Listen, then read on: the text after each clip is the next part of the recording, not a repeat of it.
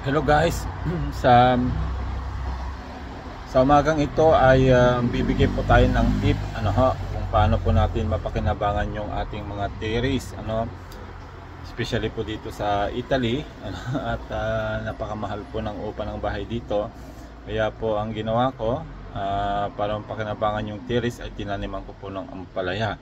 So tatlo pong purpose nito. Una ay para matakpan po yung terrace kasi dito po nasinag yung araw. Ayan, kita nyo po yung araw sa labas. Diyan po yung silangan, diyan po nasikat.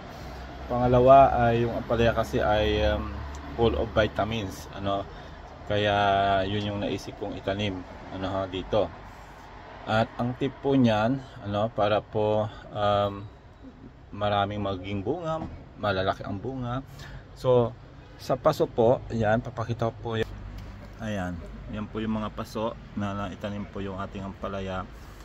At ang tip ko po dyan, sa isang paso hanggat mari ay isang puno lang, isang puno. Ito tatlo siya, gawa ng mahaba yung paso. Ito isa, yun din po ay isa rin po. Ayan, kita nyo.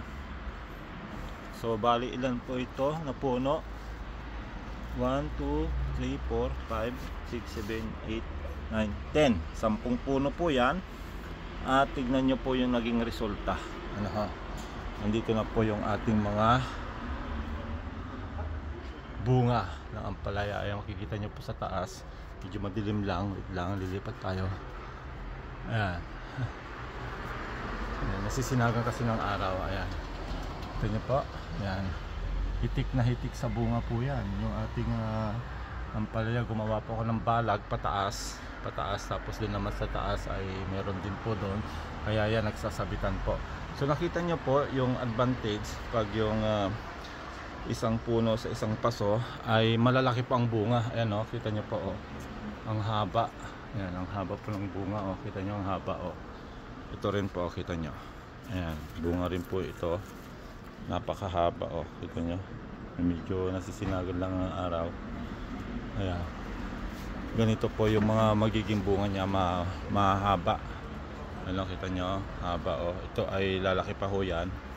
Ayan, kaya po ako'y masaya dahil talagang nag-enjoy ako pag ako'y pumupunta dito sa aking terrace at nakikita ko tong dami ng bunga ng aking tanim na ampalaya. 10 puno lang po yan, pero pakarami, hanggang puno po yan. Nakita nyo, hanggang puno may bunga ito haba rin yan, nasa puno na po yan.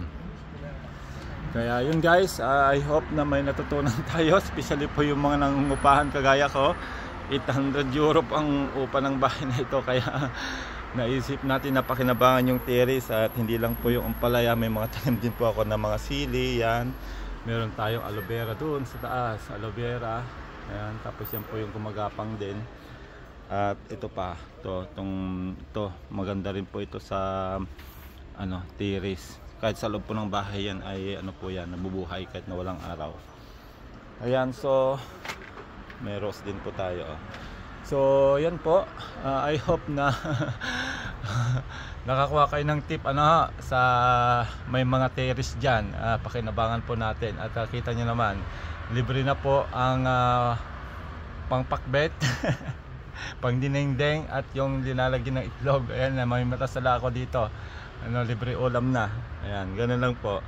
Kaya yun po yung ating mga gusto na maranasan din na ganito karami ang inyong magiging bunga. Bunga na ampalaya, grabe kita nyo nagsasabitan sa taas makarami po niyan. Hanggang next video po natin bye bye.